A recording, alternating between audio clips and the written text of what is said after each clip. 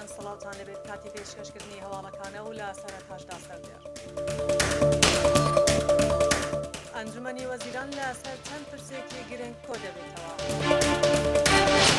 لە ئیدارەی سۆران چەند پرۆژەیەکی وەبەرهێنان تەواو دەکرێن و مۆڵەتی نوێژ بە چەند پرۆژەیەک دراوە. کۆمیسیۆن ڕێکارەکانی بۆ بەڕێوەبردنی هەڵبژاردننی پەرلەمانی کوردستان ڕاگرت.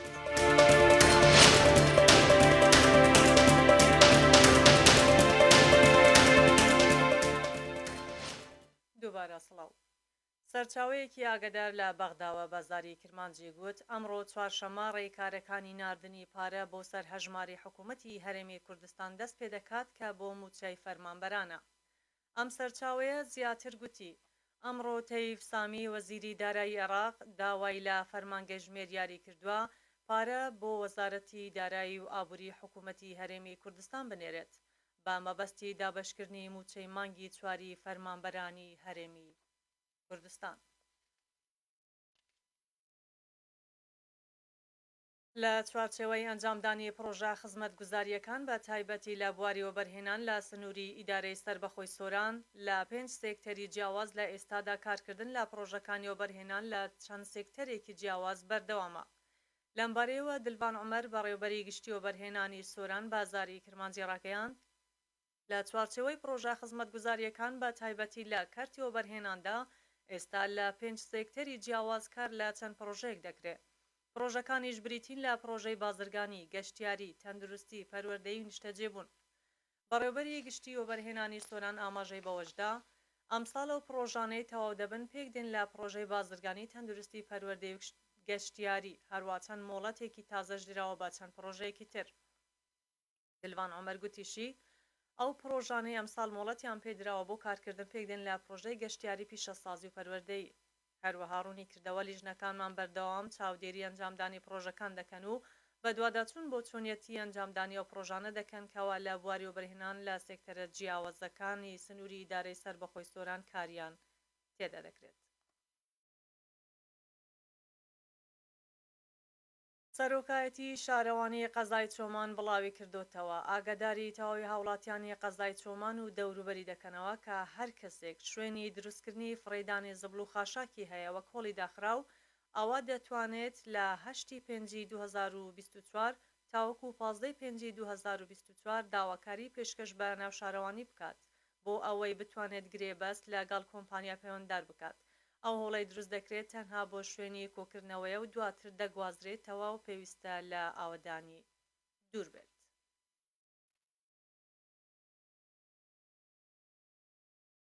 لەلایەن بەڕێوەبەراتی چاکردنەوە و پاراستنی ڕێگاوبانی سۆران گوندەکانی دۆڵی مەلەکان ڕێخستنەوەیان بۆ کرا. بەڕێوەبەراتی چاکردنەوە و پاراستنی ڕێگاوبانی سۆران بڵاوی کردوتەوە و ئاماژەی بەوە کردووە.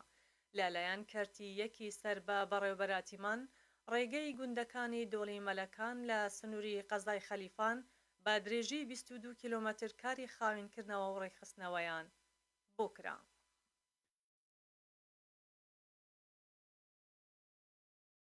ئەمڕۆ چوارشەممە 8 یاری 2024 ئەنجومەنی وەزیران بە سەرپەرشتی مەسرور بارزانی سەرۆکی ئەنجومەنی وەزیران و ئامادەبوونی قوبات تاڵەبانی جێگری سەرۆکی ئەنجومەنی وەزیران کۆ دەبێتەوە و 3 بەرگە لە کۆبوونەوەکەدا تاوتوێ دەکات. بە گوێرەی ڕاگەیاندراوێکی فەرمانگەی میدیا و زانیاری بەرگەی یەکەمی کۆبوونەوەکە تایبەت دەبێت بە خستنە ڕووی دوا پێشاتەکانی بابەتی موچە و دارایی و پابەندیەکان لە نێوان حکوومەتی هەرێمی کوردستان و حکوومەتی فیدرالی و ئەنجامی دوا کۆبوونەوەکەی شاندی تەکنیکی هەردوولا لە ڕێکەوتی 27 نیسانی 2024 لە بەغدا سەبارەت بە دەستپێشخەریەکانی حکوومەتی هەرێمی کوردستان لە بواری داهاتە نانەوتیەکان و بە بانکیکردنی موچەی هەرێمی کوردستان. لە ڕاگەاندراوەکەدا هاتووە بەرگەی دووەمی کۆبوونەوەکە تاوتوێکردنی بابەتی بە هەمیشەیکردنی فەرمانبەرانی گرێبەست لە دامەزراوەکانی هەرێمی کوردستان دەبێت.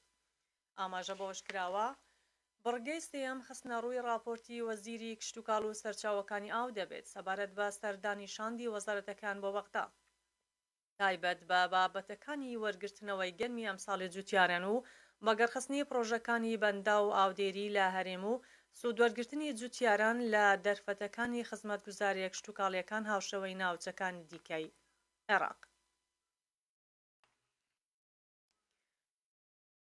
لە کۆتاییدا ئاراس جەبار شارەزای کەشناسی ڕایگەیاند ئەمڕۆ ئاسمانی هەرێمی کوردستان لە نێوان کاتەکانی بەیانی بە نۆڕۆ بە زۆری ساماڵە بێت و لە کاتەکانی پاشنیۆڕۆ بۆ ئێوارە ببورن بە زۆری ئەگۆڕێت بۆ نیمچە هەور و دووبارە ئەگەری چالاکبوونەوەی هەورە بروسکە و تاوەباران لە شوێنی جیاجیادا ئەبێت بە تایبەت لە ناوچە شاخاویەکان ڕێژەکە زیاتر دەبێت لەکانی گەرما بە جێگیرە مێنێتەوە خێرایی با لەسەرخۆ بۆ مامناوەند دەبێت دا بۆ 25 کیلومتر لە کاتژمێرێکدا ڕاشی گەیاند لە ئێوارەوە بە یەکجاری کۆتایی بە کاریگەریەم شەپۆلە دێت و کەش لە تەواوی ناوچەکانی هەرێمی کوردستان سەقامگیرە بێت هەفتەی ئایندەش لە ڕۆژانی 12 و بە تایبەت 13 و 14 ئەم مانگە حاڵەتێکی تری ناجێگیری کەشوهەوا کە خۆی ئەبینێتەوە لە هەورە بروسکە و تاوەباران لە ناوچەکان دەست پێ دەکاتەوە و زانیاری زیاتر لە ڕۆژانی داهاتوودا دەخرێتەوە ڕوو.